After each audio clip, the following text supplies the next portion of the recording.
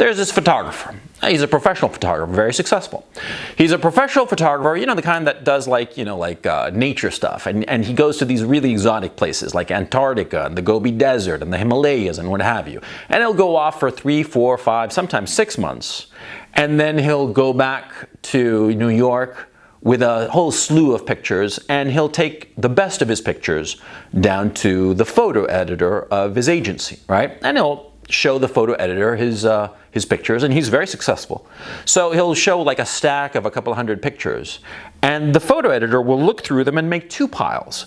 One is a pile of pictures that the photo editor thinks are just not sellable, that for whatever reason, and he'll set them aside.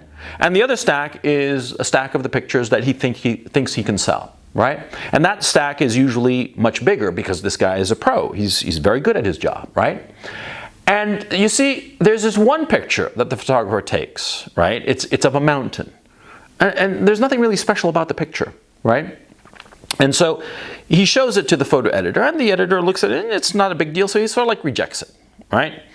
And then 6 months later, he comes back with a totally different set of pictures.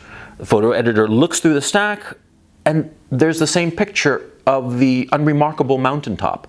And he sets that one aside. And this happens like 3, 4 times. And finally, by the 5th time, the photo editor takes the mountain picture, you know, and he shows it to the photographer and says, you know, why do you keep showing me this picture? I've rejected it before. It's not very interesting or remarkable. Why do you keep showing me this one?